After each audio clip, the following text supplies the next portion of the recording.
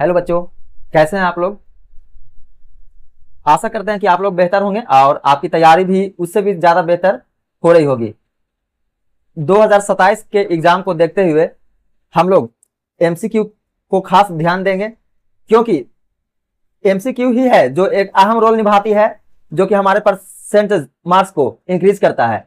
कहीं कहीं पे क्या होता है कि मान लिया जाए कि बिहार बोर्ड है, बिहार बोर्ड में 50 नंबर का एमसीक्यू रहता है, तो समझिए कि 50 नंबर अगर आप कवर कर लेते हैं तो 50% मार्क्स तो ऐसे ही आ गया।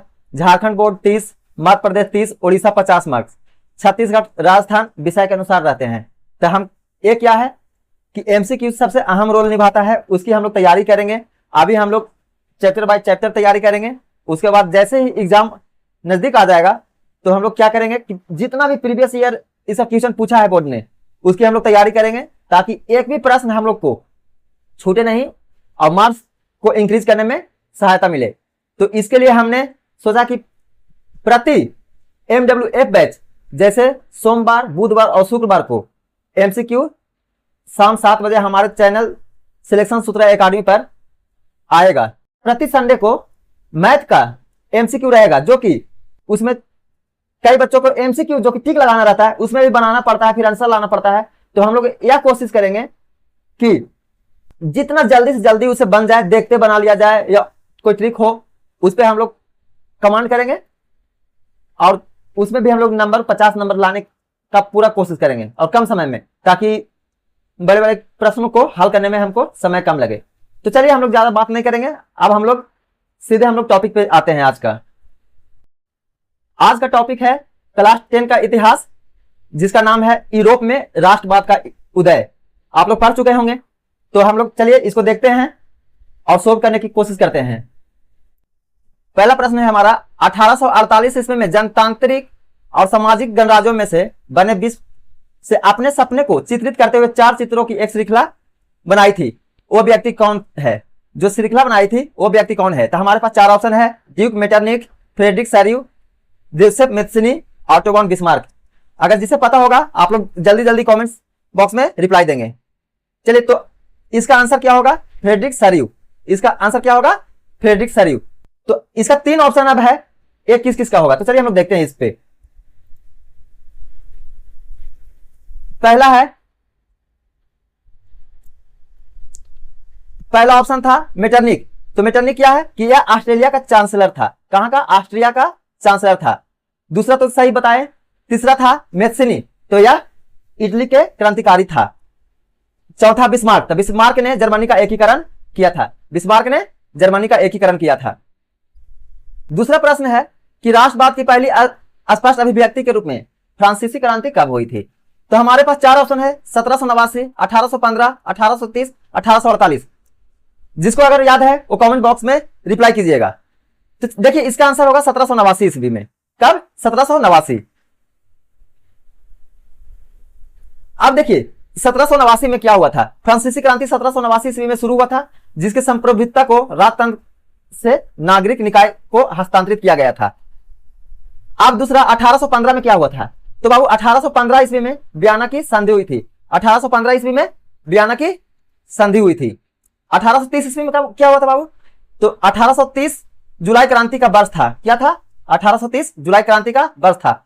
अब चौथा दिया हुआ था 1848। तो 1848 में उदारवादियों के क्रांति का एक वर्ष था। चलिए अब हम लोग नेक्स्ट प्रश्न पे चलेंगे।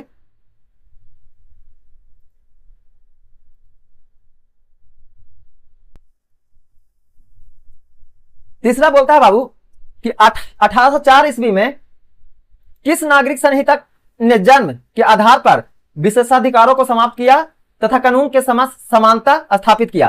तो इसका ऑप्शन है नेपोलियन की संहिता, वियना की संहिता, कुस्तुनिया की संधि और प्रसा की संधि। जिसको याद है वो कमेंट बॉक्स में रिप्लाई दीजिए। तो इसका आंसर था बाबू नेपोलियन कोड, मतलब नेपोलियन की संहिता। तो अब देखते हैं कि वियना की संहिता क्या था, कुस्तुनिया की संहिता क्या था। तो चलिए अब इस पे हम लोग चलते हैं, देखते हैं क्या था ये था बाबू कि वियना की संधि 1815 ईस्वी में हुई थी। कुस्तुनिया की संधि 1832 ईस्वी में हुआ था और 1804 ईस्वी में प्रसा का आंतरिक कानून बना था। 1804 ईस्वी में क्या हुआ था, प्रसा का आंतरिक कानून बना था। चलिए अब हम लोग नेक्स्ट प्रश्न पे चलेंगे। 1815 ईस्वी में वियना कांग्रेस की मेजबानी किसने की थी? मेजबानी मतलब होस्ट। तो इसका होगा पहला ऑप्शन है नेपोलियन बोनापार्ट, दूसरा ऑप्शन है ड्यूक मेटरनिक, तीसरा कैसर विलियम प्रथम, चौथा विक्टर इमैनुअल द्वितीय। तो इसे बताइए बाबू कि इसका आंसर क्या होगा। तो इसका आंसर होगा बाबू ड्यूक मेटरनिक। इसका आंसर क्या होगा? Duke Metternich.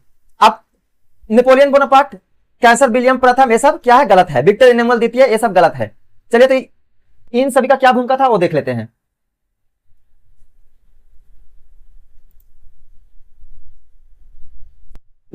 नेपोलियन था जो 1815 ईस्वी में हार गया था। नेपोलियन क्या था? 1815 ईस्वी में हार गया था। फिर विलियम प्रथम 1871 ईस्वी में सम्राट बना। विलियम प्रथम 1871 ईस्वी में सम्राट बना। विक्टर इमैनुअल इटली का क्या था? राजा था। विक्टर इमैनुअल इटली का राजा था। चलिए अब हम लोग नेक्स्ट प्रश्न पे चलेंगे। बोलता है बाबू कि मरसे में जोसेफ मेजनी द्वारा किस गुप्त संगठन की स्थापना की गई थी? मरसे में जोसेफ मेजनी द्वारा किस गुप्त संगठन की स्थापना की गई थी? तो ऑप्शन है young Europe, young Italy, Carbonari, Jacobin club. तो इसका आंसर हो जाएगा बाबू यंग इटली। इसका आंसर क्या हो जाएगा? Young Italy. अब चलिए इसके और सब ऑप्शन पे देखते हैं। तो यंग यूरोप बर्न में बना था। कहां बना था बाबू? बर्न एक शहर है, तो यंग यूरोप बर्न में बना था। मेस्सिनी कार्बोनारी का सदस्य था पर संस्थापक नहीं था। मेस्सिनी कार्बोनारी का सदस्य था पर संस्थापक नहीं था। अब यहाँ पे जैकोबिन क्लब फ्रांसीसी क्रांति में बना था। कब बना था? तो फ्रांसीसी क्रांति में बना था। चलिए नेक्स्ट प्रश्न पे चलते हैं हम लोग, छठा प्रश्न पे। बोलता है बाबू कि जोसेफ मेस्सिनी को हमारी सामाजिक व्यवस्था को सबसे खतरनाक दुश्मन किसने कहा था? अगर जिसको याद है वो ऑप्शन में बताइएगा। जोसेफ मेस्सिनी को हमारी सामाजिक व्यवस्था का सबसे खतरनाक दुश्मन किसने बताया था? तो इसको मेटरनिक ने बताया था। किसने बताया था? मेटरनिक ने बताया था। चलिए तो नेपोलियन, बिस्मार्क और काबूल का इसमें क्या रोल था वो देखते हैं। तो नेपोलियन का समय समाप्त हो चुका था। नेपोलियन का समय क्या हुआ था? समाप्त। बिस्मार्क जर्मन एकीकरण का नायक था और काबूल पिडमांट का प्रधानमंत्री था। कहां का? पिडमांट का। चलिए अब आगे प्रश्न में चलते हैं। 7वां प्रश्न। 1832 किस संधि ने यूनान को एक स्वतंत्र राष्ट्र के रूप में मान्यता दिया? तो किसने दिया? पहला ऑप्शन है वियना की संधि, दूसरा ऑप्शन है कुस्तुनिया की संधि, तीसरा ऑप्शन है वर्साय की संधि, चौथा है फ्रैंकफर्ट की संधि। तो इसका आंसर होगा कुस्तुनिया की संधि। क्या होगा? कुस्तुनिया की संधि। वियना की संधि 1815 ईस्वी में हुआ था बाबू, और वर्साय संधि प्रथम विश्व युद्ध के बाद हुई थी। वर्साय संधि प्रथम विश्व युद्ध के बाद हुई थी। फ्रैंकफर्ट संधि 1871 में हुई थी। फ्रैंकफर्ट संधि 1871 ईस्वी में हुई थी। चलिए प्रश्न 8वां पर चलते हैं हम लोग। बोलता है 1834 में स्थापित जलवे राइन क्या था? 1834 में स्थापित जलवे राइन क्या था? तो यह था शुल्क संघ। क्या था? शुल्क संघ। जो पहला ऑप्शन है बाबू सैन्य संगठन, या कोई गठबंधन नहीं था। फिर एक ऑप्शन था यह राजनीतिक दल नहीं था, या एक आधिकारिक पारंपरिक संघ था। क्या था? आधिकारिक पारंपरिक संघ था। चलिए प्रश्न 9वां पर चलते हैं। 1861 ईस्वी में एकीकृत इटली के राजा किसे घोषित किया गया था? बताइए आप लोग कि 1861 ईस्वी में एकीकृत एक इटली का राजा किसे घोषित किया गया था? आपके पास 5 सेकंड का समय है, बताइए। ऑप्शन है विक्टर इमैनुअल द्वितीय, काउंट काबूल, जोसेफ गैरिबाल्डी, कैसर विलियम प्रथम। तो इसका आंसर हो जाएगा विक्टर इमैनुअल द्वितीय। इसका आंसर क्या हो जाएगा? विक्टर इमैनुअल द्वितीय।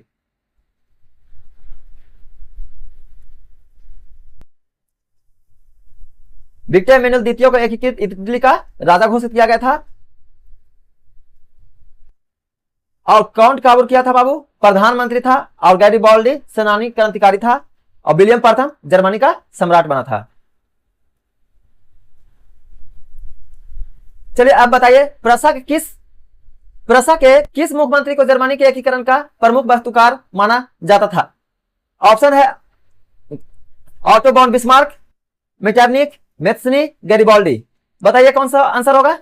प्रशा के किस मुख्यमंत्री को जर्मनी के एकीकरण का प्रमुख वास्तुकार माना जाता है? तो इसका आंसर होगा Otto von Bismarck. Otto von Bismarck. अब आगे चलते हैं।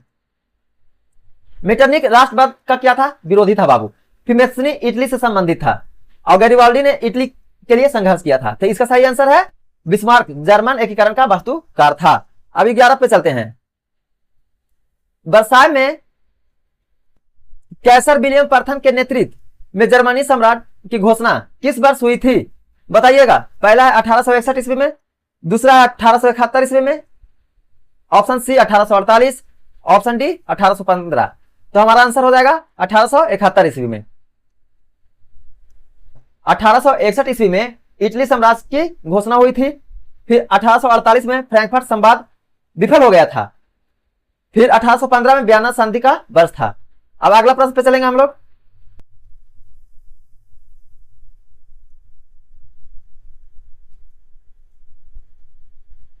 दक्षिण इटली और 2 सिसिलियों के राज में 1000 लोगों के अभियान, जिसको इंग्लिश में कहते हैं रेड शॉर्ट्स, का नेतृत्व किसने किया था।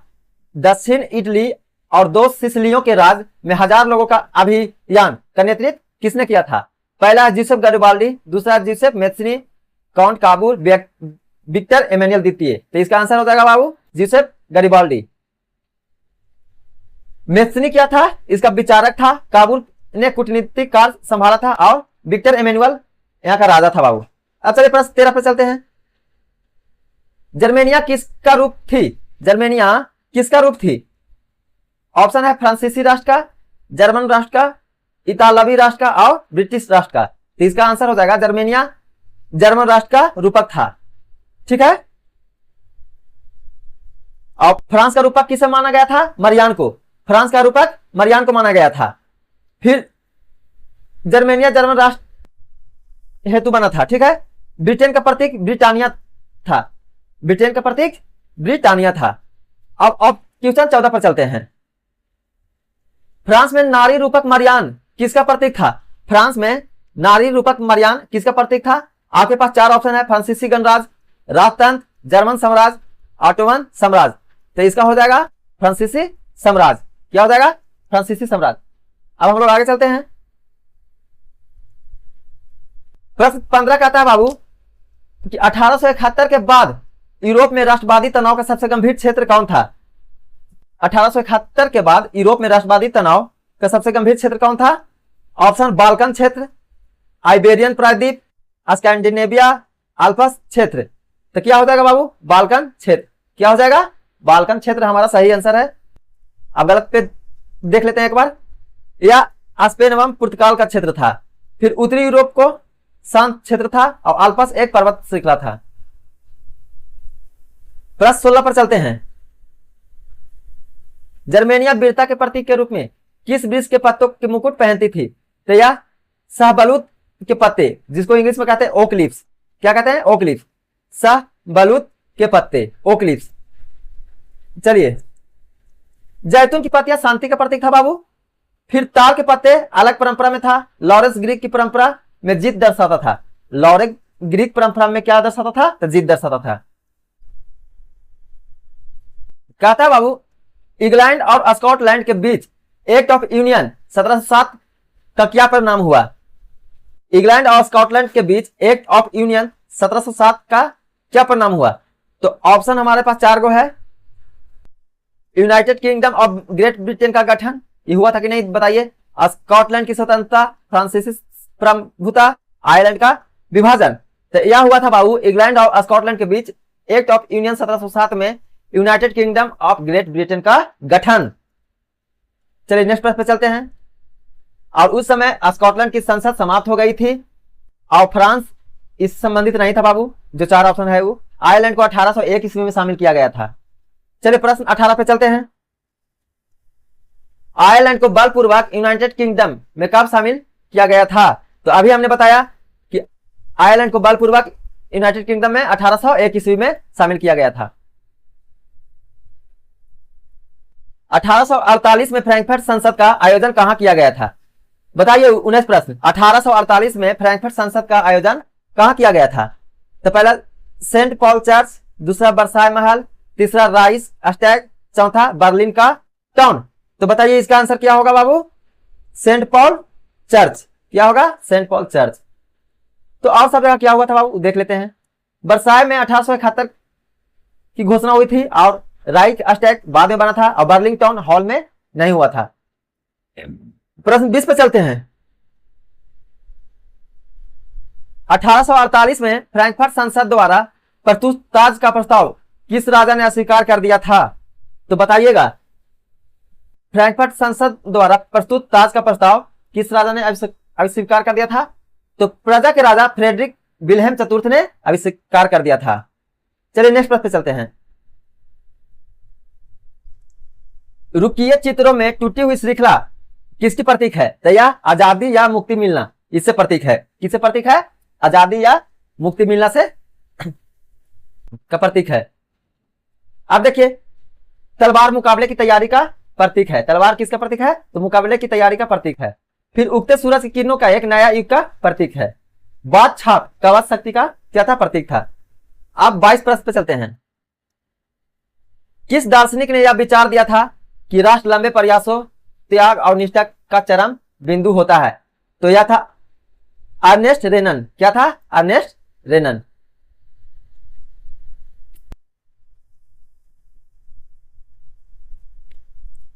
अब बाबू प्रश्न 23, जोहान गॉटफ्राइड हार्डर का दास वाक से क्या तात्पर्य था?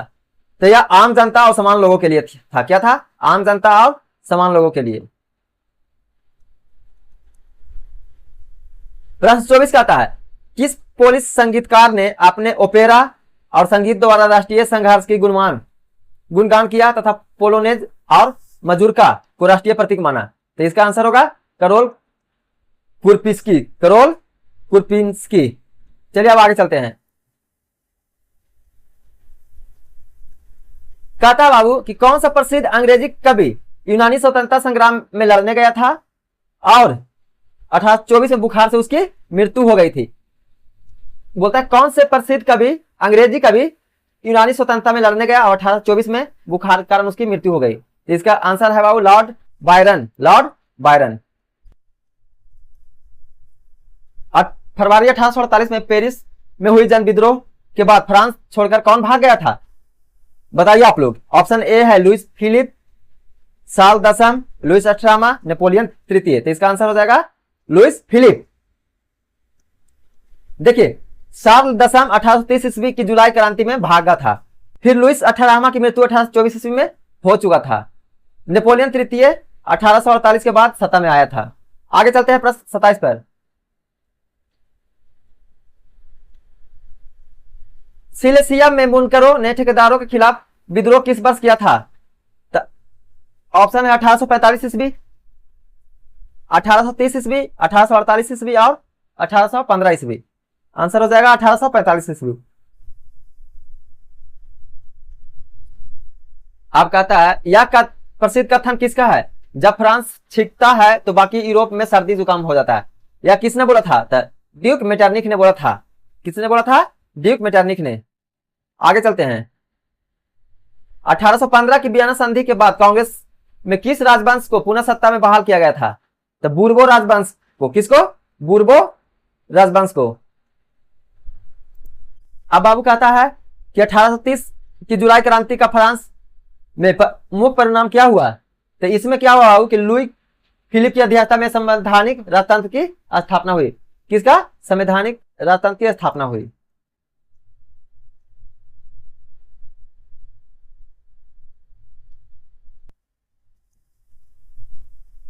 आगे 1830 की जुलाई क्रांति के प्रभाव से कौन सा देश यूनाइटेड किंगडम ऑफ नीदरलैंड से आगे हो गया?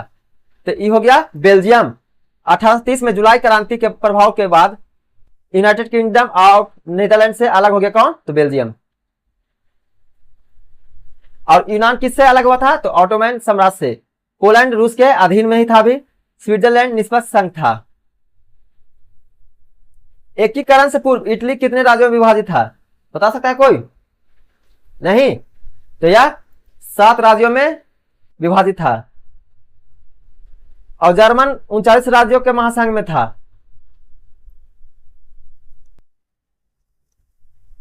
एकीकरण से पहले केवल कौन से इतावली राजघरानों के अधीन था? तो यह सिर्फ एक ही था, सार्डिनिया पिडमाउंट। क्या? Sardinia Piedmont. अब दो सिलसिले का राज में यह है बाबू, यह स्पेन के बुर्बो राजा का अधीन था, इस पर पोप का शासन चलता था, और ऑस्ट्रेलिया हैंसबर्ग के अधीन था। सार्डिनिया पीडमोंट का प्रधानमंत्री कौन था जिसने इटली के एकीकरण के कूटनीतिक आंदोलन का नेतृत्व किया था? तो count Kabul, sorry count Kabul, हम माउंट काबूल बोलने जा रहे थे। कहता है बाबू, नेपोलियन द्वारा बनाए गए 39 राज्यों में जर्मन महासंघ को 1815 के वियना सम्मेलन में क्या किया गया? तो इसको अछूता छोड़ दिया गया। क्या छोड़ दिया गया? अछूत छोड़ दिया गया, मतलब इसको कोई टच नहीं करता था।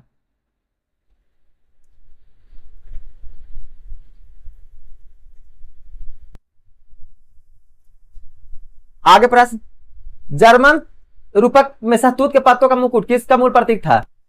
तो देखिए अभी हमने पीछे ही इसका पढ़ा था, वीरता का।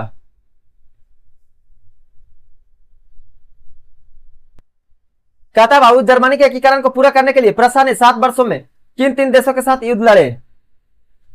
तो इसको बताइए आप लोग कितना समय में कर सकते हैं, जितना फास्ट रिप्लाई दीजिए।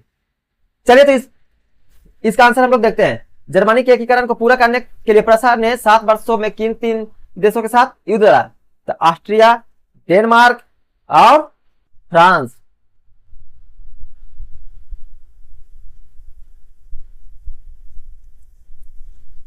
उन्नीसवीं शताब्दी के जर्मनी में एल्ले का प्रयोग किसे मापने के लिए किया जाता था?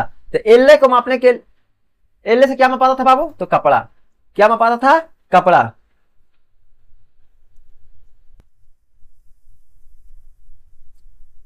आगे, बाल्कन क्षेत्र में स्लाव जातियों के संघर्ष और रूसी हस्तक्षेप का चरमोत्कर्ष किस युद्ध के रूप में परिणत हुआ?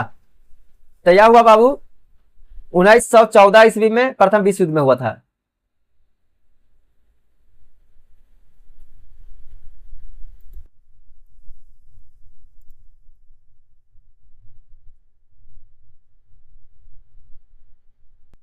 अब आप लोग बताइएगा कि 1789 से पहले यूरोप में किस प्रकार की शासन व्यवस्था प्रचलित था? तो 1789 से पहले निरंकुश राजतंत्र का शासन व्यवस्था प्रचलित था। चलिए,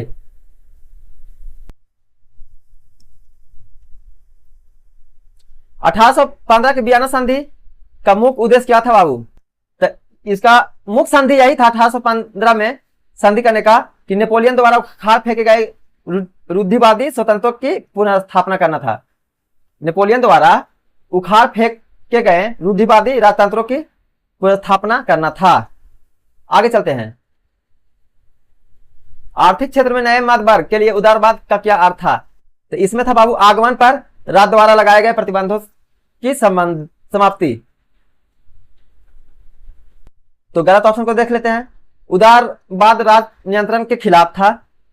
फिर वे शुल्क हटाना चाहते थे। चौथा, वे निजी संपत्ति को समर्थन करना चाहते थे।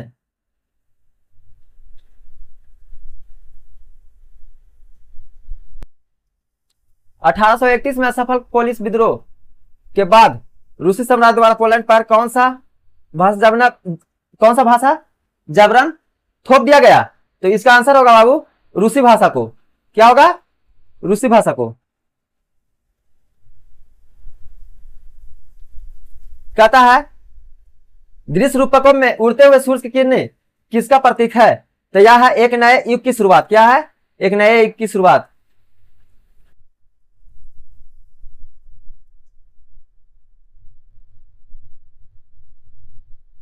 आगे, प्रशा का जनकर्ष कौन था? प्रशा का जनकर्ष कौन था? तो बड़े भूस्वामी थे। क्या थे? बड़े भूस्वामी। ऑस्ट्रिया हंगरी पर शासन करने वाले कौन से साम्राज्य विभिन्न भाषाएं और जातीय समूहों का पैचवर्क था? तो ये हो जाएगा हैब्सबर्ग साम्राज्य।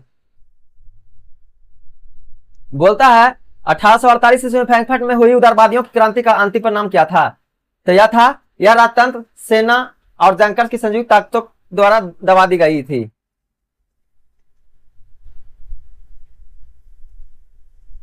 आगे बाबू, फ्रांसीसी क्रांतिकारियों ने सामूहिक पहचान की भावना उत्पन्न करने के लिए कौन सा कदम उठाया था? तो यह नया तिरंगा झंडा अपनाया तथा एक समान केंद्रीय प्रशासनिक व्यवस्था लागू किया। 1821 से शुरू हुए स्वतंत्रता संग्राम के माध्यम से ऑटोमन साम्राज्य से अलग होने वाले यूरोप का पहला क्षेत्र कौन सा था? 1821 में शुरू हुए स्वतंत्रता संग्राम के माध्यम से ऑटोमन साम्राज्य से अलग होने वाला प्रमुख यूरोप का पहला क्षेत्र कौन था? तो यूनान था। क्या था बाबू? यूनान था। दूसरा कहा था बाबू कि यूनानी स्वतंत्रता संग्राम 1821 में शुरू हुआ था और 1832 में आजाद हुआ था।